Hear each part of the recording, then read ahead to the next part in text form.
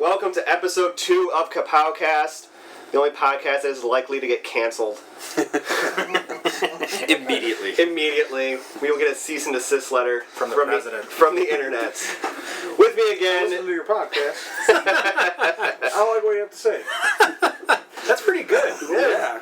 Who knew that Tony was a master impressionist? Oh. I think With me, to my right, is my good buddy, the Tony Stark to my Steve Rogers, Tony Vance. Hello. And also we are joined once again from Fast Action Hero Podcast, Mr. Jefferson. Hey guys. He actually waved. It was adorable. Yeah, I guess I did. There's a little camera in there. You know. And joining us I see it. as the outsider of this little group, the perspective of the average Joe. I'm a greaser. He has his leather jacket on. He has his slick back hair. Hey. And this is where you break out into synchronized dance. Leader of the pack. Mr. Cody, he's also my roommate, and he seems to infringe himself on everything I do. I'm sorry, that was really mean.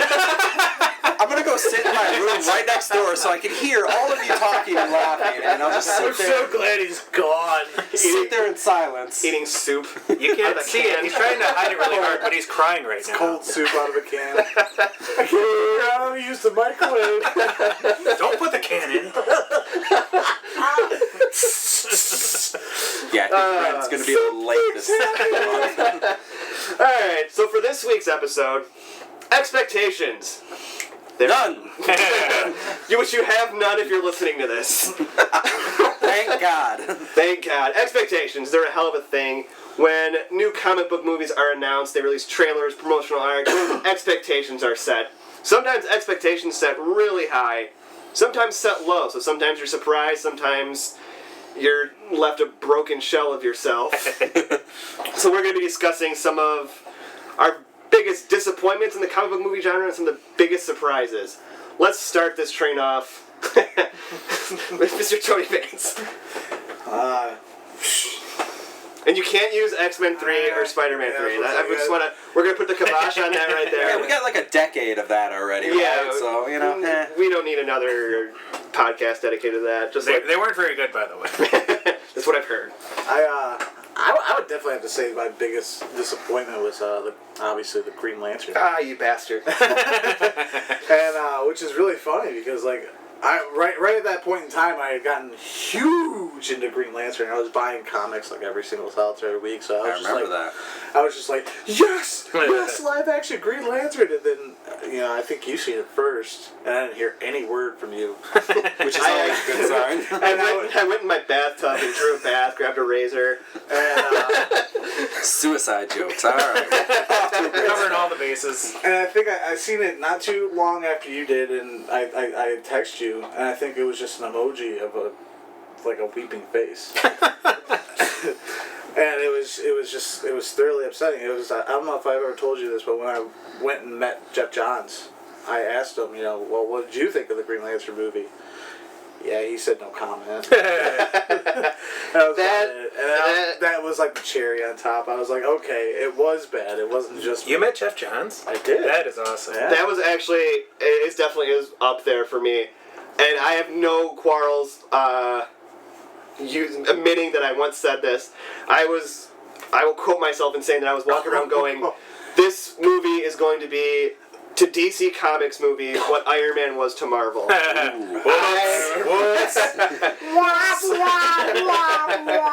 So we now know that I'm a terrible judge of character in every aspect. I was so excited for this movie, and I thought such great things were coming when one day after work I went to Borders and I bought a graphic novel, which was Blackest Night, which was one of the first Green Lantern books I ever picked up. And right when I got home that day, then they released the first image of Ryan Reynolds in the costume. Mm-hmm. And I was like, oh, this is a sign. It's gonna be really good. And then that week, when the movie was coming out, they announced the embargo on all the reviews, and I was like, that doesn't mean anything. Which after Fantastic Four this past week, that definitely means something.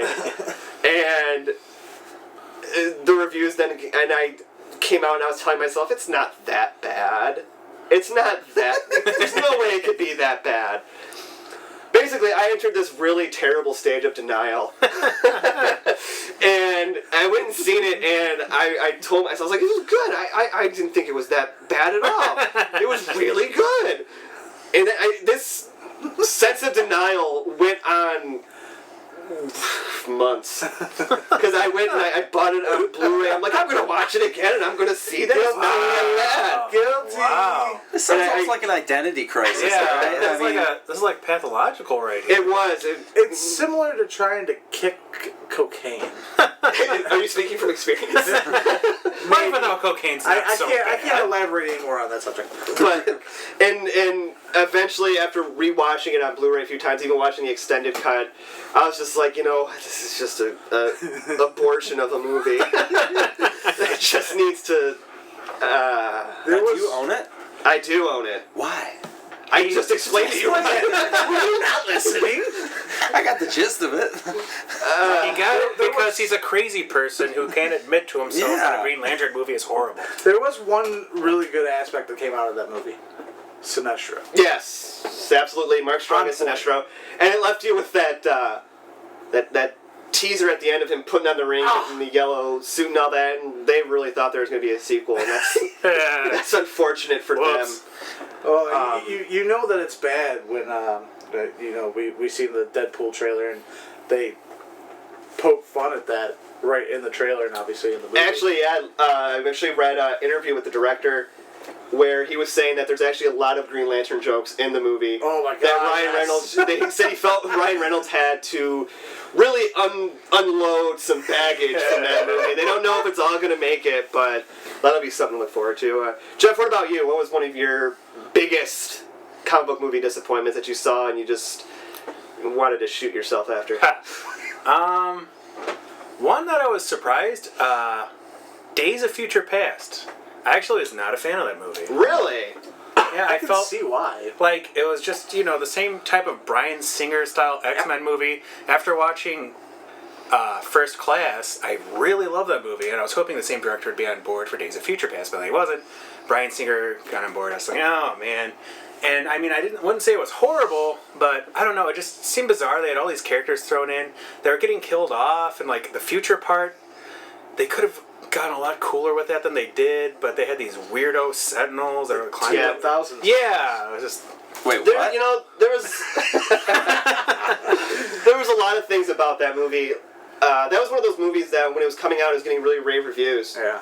And that was also the same summer that Amazing Spider-Man 2 came out. And I have a different mind than the majority on those two movies. The majority of people loved Days of Future Past. They said it was amazing. I liked it, but I didn't think it was this end-all, be-all of an X-Men movie. And everybody hated Amazing Spider-Man 2, and I didn't really think it was as bad as everyone says it was. Still haven't seen it. I could see where people's thought process is that it's a bad movie because there are kind of random parts, like randomly we decide to have a Philip Phillips song montage in the middle of the movie, which is kind of strange. But with Days of Future Past, it was, we were back to the standard Wolverine-centric story. I know! Which, that's what made First Class stand out, was it wasn't a Wolverine-centric story. And I think at least us as comic book fans, we're kind of burnt out on Wolverine being the center of all these movies. I mean, I'm not 12 years old anymore. I'm not still obsessed with Wolverine. Not that I'm saying there's anything wrong with being a Wolverine fan per se, What are but you talking about, Bob? he's oversaturated. He's definitely over. I mean, how many movies has he had now? He has been in every X-Men movie except for... Well, he was even in First Class, but Yeah. as far as a Cameo. starring role, he's been in every X-Men type of movie. He's had 2 spin-off movies. I've seen both of them, and they just blend together to me. I can't remember what was part of. I really liked the Wolverine. second one had the. I didn't see Asian the thing. Wolverine. I liked it. It was a lot better than X-Men Origins. That is not saying much. No, it's not saying much at all. What about you, Cody? There has to be a comic book movie that you went and saw and just were completely disappointed. Maybe not even a comic movie. Maybe just a movie. Well, no, I got Make something, this easy I on got you. something comic book related. Haven't been let down by anything, but just the mere fact that there's still talks of doing the Sandman movie disappoints me. Just You don't let want it, that? Just let it die. All right? Was it a movie or a series? No, they're gonna dangle in front of you like a little piece of Of cheese. course, all right. Yeah. Cody's like, come on. No, I don't want it. Just no, go away. Just leave it at the counter. He holds the character of Sandman in the books characters so dearly that he just doesn't want to see them bastardized. It's Robert into Plant, that's all. movie. It can't be anyone form. else. Not Joseph Robert Gordon, whatever. Joseph Gordon-Levitt. Yeah. He's the one who's working on making that movie. I- Gosh, I'm trying to think of what would be a you took my Green Lantern one, so You can I look can't, at it I can't Yeah. use that. Well, I guess I think one of the biggest, maybe not necessarily a comic book movie, but in that same realm, would be Transformers: Dark of the Moon. Well, it was a comic, so whatever. That was a huge disappointment, especially coming off of the original Transformers, which I left going, wow, that was really awesome. Yeah, it was a romp. You still need to see Age of Extinction. It's on if you Netflix. really want to get disappointed. Let me that tell one you. was a doozy. The hate. Did you feel the hate by everyone involved making that movie? It seemed like the characters hated each other. The everyone is just like spite was keeping that movie running. I was just like, Like a Marky healthy Mark relationship. saved this movie. When I actually saw Dark of the Moon twice in 1 week. What? There's a reason. I went to I think there was like we watched it at the theater when we all worked at the theater together. We watched He's giving it, you a dirty look too. and then I'm just later not on surprised. I went to Florida for my brother's wedding, and as a family we all went to go see Dark of the Moon. And upon seeing it the second time, because a lot of times you need to see these movies a second time to really gauge your reaction. That's what I had to do with Spider-Man 3 and X-Men 3. I also hit that stage of denial when I went to go see them, but after seeing it the second time, I realized I was like, wow, this is just really not a good movie at all. Well, I mean, I kind of disagree, just for the factor that we had Revenge of the Fallen, and after I left that, I was just like, that was terrible. I didn't even see. I liked Revenge of the Fallen better than Dark of the Moon. I think the first one's the only good one. Yeah, I agree. I've only seen the first two. Oh, don't get me wrong, the third one's still bad. I'm not. But I still think that the third one is a little bit better because it doesn't have those annoying, the racist robots. Yeah, the stereotypical. Stereotypical, not The racist. minstrel Jive bots. talking, Yeah. Yeah, the jive turkey talking. The Jar Jar Autobots. Binks bots. Yeah, basically, yeah, they're the equivalent hate of it. the Jar Jar Binks bots. Or the truck nuts on that. What is the? Oh, yeah. Devastator. Oh, that was so And then bad. Shia LaBeouf goes to Transformer Heaven, and Oh my god. I never yeah. understood that. I don't think you're meant to. Okay. Just as long as I don't think you're none of us are meant to understand That's anything. where the whole thing of just do it comes from. But Yeah. you know where part of the problem for that movie really lied, and we Michael talked about Bay? this. Michael Bay, the fact that he actually, I believe, had a hand in writing that movie because that was during the writer's strike. Yeah. That's true. So that probably always- didn't I was just trying to be a help. smartass, but How I do was you actually write right. explosions? You know. Explosion. I like some He just Michael Bay draws movies. the pictures, I mean, assume. Maybe he puts kapow. Ah, Like the name of this that's podcast. the titular line of the podcast right there. Yeah. All right. What was a movie for you, Tony, that surpassed expectations? That you went in with the lowest of low of expectations. You thought it would make nothing of its life. It would end up drunk in a gutter somewhere and end up to go on and become the president of the United States, like George Bush. Topical. It's like Murphy Brown in here. Wow. That was really. It's getting real tough. We should probably tell people we're all in our almost in our I'm 30s. 47 years old. Yeah. I don't know if that helps us or hurts us. Yeah, we're almost in our 30s and we're surrounded by a bunch of toys and boxes. Action We figures. don't We need talk to about the specify. elephant in the room. Oh, I keep forgetting that. No, I know I've talked to you about this, but I don't know if you have. oh, Well, he hasn't said it yet. So. well, there was that Peeing with one your time. opposite hand. Yeah. We were just That was a very in-depth conversation we had. Was the Spider-Man reboot. Okay. I was highly against it. I was like, no, this is stupid because you know, as a kid, I loved Spider-Man, and I was just like, oh, this is so stupid. Why are they rebooting it? I'm pretty sure the chair just broke on it. yeah.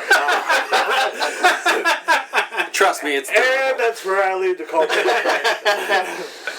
But no, it I was just highly, highly, highly against it, and then I will go with the second time I seen it. The second time I seen it, I realized how fantastic it actually was.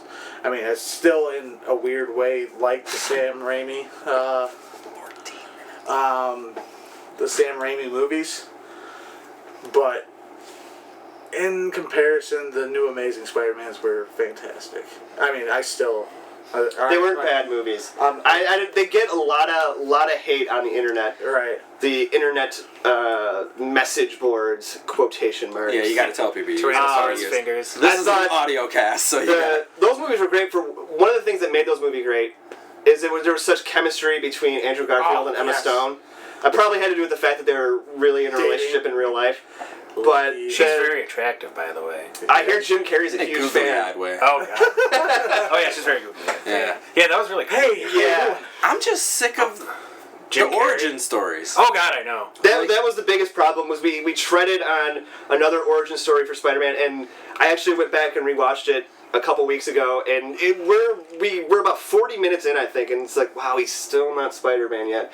That was one of the drawbacks of it. I mean, those movies do have their problem. They're by no stretch of the imagination perfect, but yeah, I would agree with you on that. Those were. I mean, I didn't have low expectations for him. I was actually really excited for him, but I could see where you could have. I'm sure that people are going to make fun of me for this, but I still, to this day, every time I watch Amazing Spider-Man 2, when Gwen bites the big one. Oh, spoiler alert. I cry every single time. I'm just no! There. He's a big cuddly thing. He's the heart. All right, Jeff. We're on to you. You got to make it count. All right.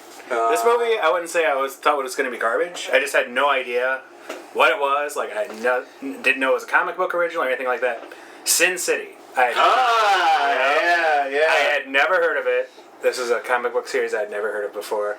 I come in watching the movie at a midnight show it was a employee showing when we worked at the theater. All of us. Yep. People were bringing pizza. It was a great time. Blew me away.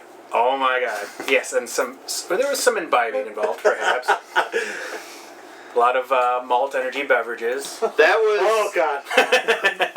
That was one of those movies where you watched it a lot, like 300 or Watchmen, where you're watching it and you can see the panels literally coming to life. And Sin City did that perfectly. Panel by panel. How that movie? I don't think that movie won anything for cinematography, which is a crying shame. It is the one shot that always, when I think of that movie, that pops out in my mind is the end shot with Bruce Willis after he puts the gun to his head and blows his head off. Spoiler alert. Yes.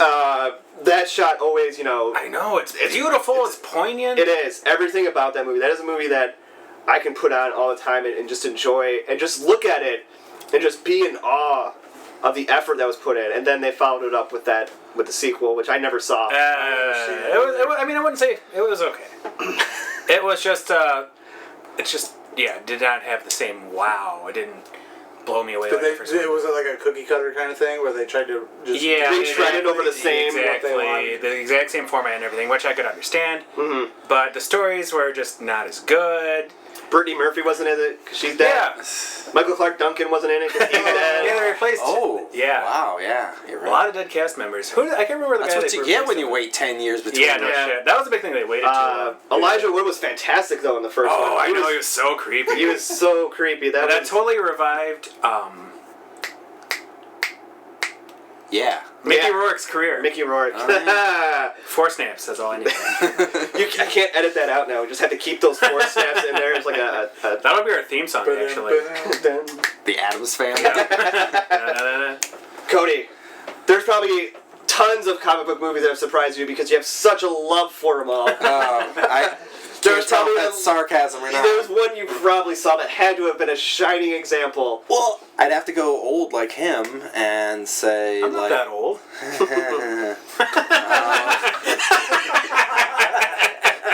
That was so smart. It's so condescending of you. The comic book movie that made me start to actually take an interest in comic book movies would be Hellboy. Okay, you're wrong. No, I'm kidding. Well, if we're getting technical, if it's technical, I'd go Clerks. But that was about comic books. No. I was just. I know. But Hellboy. All my bases. It's a very good example. Hellboy is a fantastic. Beautiful. Hellboy. What I liked about it is it used practical effects. Yes. Yeah. Guillermo del Toro. That's what practical effects. I love Jim Henson Creature Shop and all their works because just the like in the movie Labyrinth. Like Labyrinth again. One of my I need a tattoo. It gets brought up every time. David Bowie's junk every time. Oh my god, it was out there. Like this is a kids movie, PG. But no, perfectly outlined junk. There's an attention to detail that you just don't. Wait, Yeah, I was gonna say about his junk. But yeah, you just don't get. I actually, with Hellboy, it's one of the few. I mean, there's more now, but at the time it was more unheard of. It was one of the few comic book movies that actually had a sequel that was better than the original. Because I thought the Golden Army was much better. It. A lot of people didn't, though, which surprised me. I actually didn't see Hellboy in theaters, the first one. I didn't see the first one, I think, until maybe around the time the second one came out. Because I just didn't have much interest in it. And then a mutual friend of ours, Eric, he suggested that I watch it, and I watched it, and I was like, I can't believe what I've been missing my entire life. I had a religious experience. I felt Hellboy wash over me. That was a great movie. It didn't feel like a cash grab or anything like that. It felt like there was some actual heart into it, like people that cared about it. And it also had Niles. It's so perfectly cast. Yeah. Ron Perlman. And Niles. He was only in the first one. I know. I don't remember who played him in the second one. Who played Abe? I don't know. Wasn't that the guy that does all the weird? He's doing jazz hands right now. Yeah. In case you can't tell. Sorry. And then he's voguing. Seth MacFarlane did the voice for the German Klaus. Yeah. He did the voice for him. That was also really good. And then he went on to do Klaus the Fish on American Dad. Oh shit. Maybe it wasn't Klaus. Maybe I'm just thinking of Klaus the Fish. Wait, what are you talking about? The Hellboy 2. The German doctor that was made out of smoke. Tony wasn't paying attention during any of this. Well, no, there was like Tony, wake up. What comics? So, you know what? A comic book movie that I went in not expecting much. I just kind of went in when we worked at the theater. This is gonna be a recurring thing. You're always gonna hear about when we worked at the theater because we've all worked there for years. We were in an acting troupe. Hey, in my defense, I was only there for 6 months. Yeah, I was there. I was smart and got out. I was there for 8.5 years. And you somehow kept your job for how? But I think I was drunk the first day. Yeah, you were drunk when training me. I could see one of the first things you actually said to me was, "Hey, can you smell beer on me?" And I was like, "Who the fuck is this guy?" This was a little 17-year-old innocent boy. So those are the things that happen at years.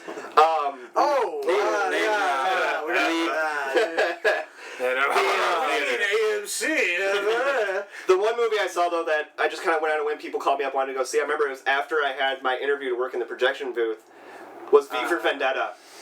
V for Vendetta. That is still a movie that I can watch to this day and just completely get immersed in it. Just the world they build and the violence is fantastic. And all the roses Dystopia, at the end. And all the roses. And Natalie Portman to this day, I think, is probably one of the only women that can pull off bald. Hell yeah. Very attractive. Unfortunately, I think with Anonymous and libertarians that have taken on the whole freaking Guy Fawkes thing has just tainted it. Like the message has been so warped. And Lucky used for you. so many Lucky for different- me. Why are you bringing reality into this? Lucky for me. I'm sorry. I don't hold on to reality. I just tune whatever's going on in the outside world out, and I just stay in my little bubble. So that movie hasn't been quite ruined for me. Yeah. His spirit is mint in package right now. Yes. Comic book jokes. Get it? But Yes. that was a Rodney Dangerfield. and that was probably what the last good movie that the Wachowski brothers. You didn't like Ninja Assassin? I don't remember that. Well, it had a ninja. I remember. It was in the hearing theaters for like 2 weeks. Speed Racer. That movie was awesome. That movie was an acid trip. It was. It was just. And I've never done drugs, but I can assume that that's what an acid trip would really It was like a look like. peyote vision quest of a. Yeah, I would say peyote was right on the money there. Like, First Class was also another one that I had really no expectations same here. because the X-Men franchise had been beaten Wrung out. and just mutilated so much Hot that dog down a hallway. that I had no expectations. And the fact that they were rebooting it with this new cast, it just didn't appeal to me. I was like, it's not going to line up continuity-wise, and it still really doesn't. Yeah. But I went and I saw it, and I actually ended up seeing that in a double feature with Green Lantern. And bringing it back. But yeah, that was another one that I think really surpassed expectations Big for me. time. Yeah. The cast, everything, which actually... word is that James McAvoy and Michael Fassbender have signed on for more X-Men movies. Oh, really? Yeah. Fassbender is definitely a really good Magneto in my book. Which I feel like you're gonna run into this problem though with these movies where they're gonna be because now X-Men Apocalypse is gonna be set in the 80s. Where you're gonna get to a point where like, okay, shouldn't these actors start looking like the other actors that they're portraying? Like, Fassbender doesn't quite look like Patrick Stewart. Not quite. But that's discussion. That's always for a another prequel day. problem. Yeah. Especially if they turn the prequels into sequels.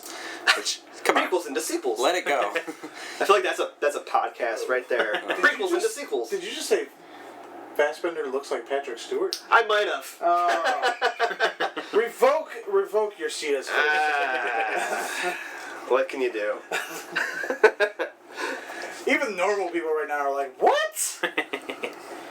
I Yeah. don't even know who that is. I didn't see those.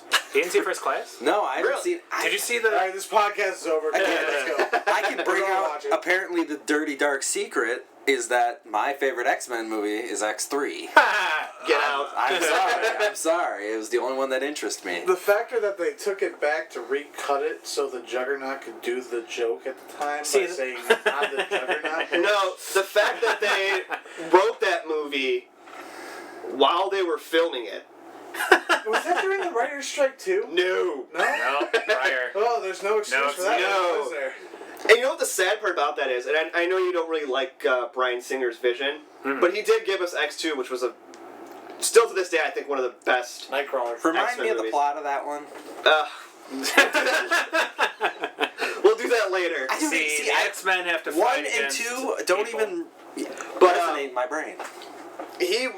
Singer wanted to do 3. He just wanted to go do Superman Returns and then come back and do it.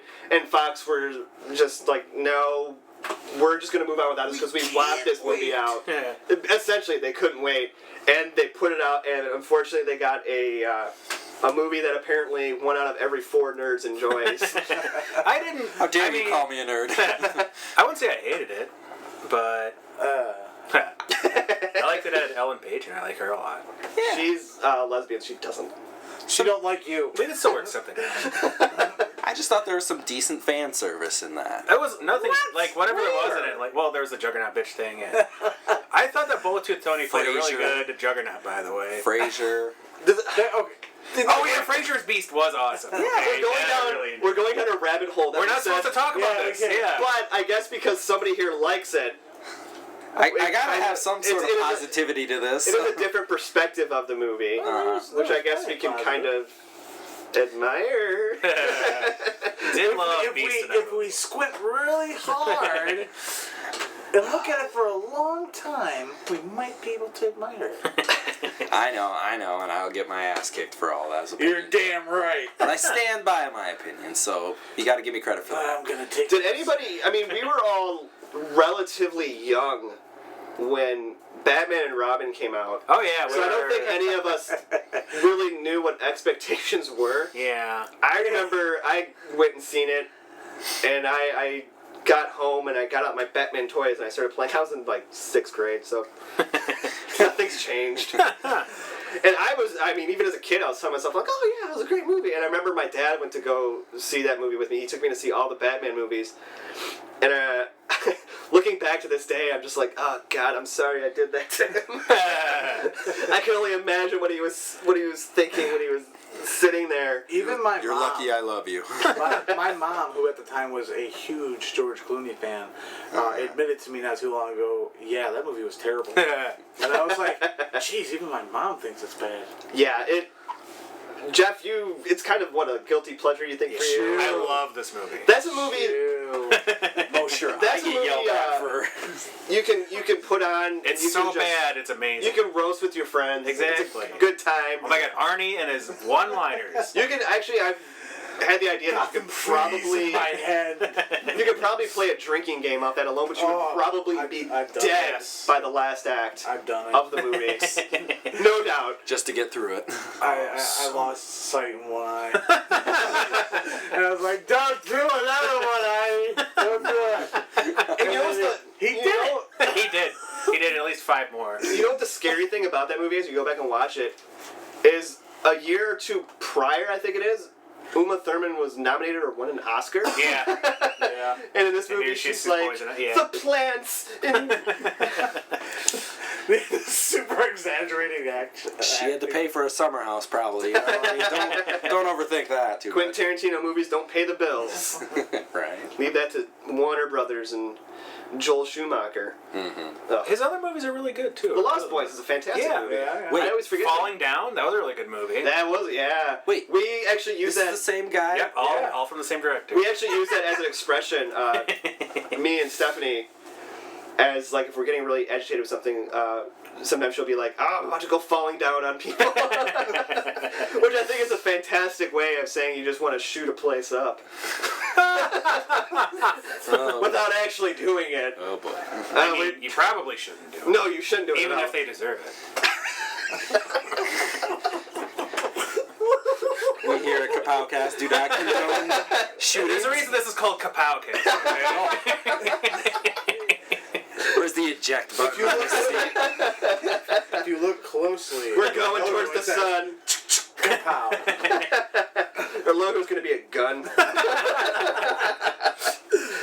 My name scrubbed from the record. Okay, This is all evidence being recorded. Right? Yeah, exactly. It's gonna be played in a courtroom at some point. hopefully we'll have a career one day. I don't need to. Outstanding. By the way, none of us can run So, for sir, office. you say you know at this Mike point. Puza. Yeah, I lived with him for a while. Never heard of the guy. Did you see this coming? I had no idea it was gonna happen. He always seems so nice. Not too long ago at work, I made a comment to one of my coworkers because I just had a really bad day, and I was like, I'm gonna go home and draw a bath and get out the razors. You have to remind people that you work in a kind of conservative. And yeah, Humor doesn't He go works over. at a Bible store actually. so I made that comment, and then it wasn't until that night when I was sitting watching TV that I realized I was like, I probably shouldn't have said that. Because the people here really don't know my sense of humor at all. And I was waiting to get like phone calls and knocks on the door, making sure I was alright. But nobody cared. I think Nobody cared. Now he's gonna kill himself. I am not cleaning that up. Nobody batted an eye to it. Do it in the garage, okay? Hide the toaster. We've really gone off on a tangent here. Maybe we're slightly off topic. Slightly. Suicide? I mean, that's always relevant. Mike also loves the word tangent. That's a good word. It is. I always think tangerine. Ooh, I love tangerines. Alright, I think we should wrap this thing up. Alrighty. We're going to wrap this thing up now because we've really gone off on a... Oh, Lord. We've really gone off topic here. So, until next week, I'm Mike. I'm Tony. I'm Jeff. Cody. We'll see you next time on the Kapowcast.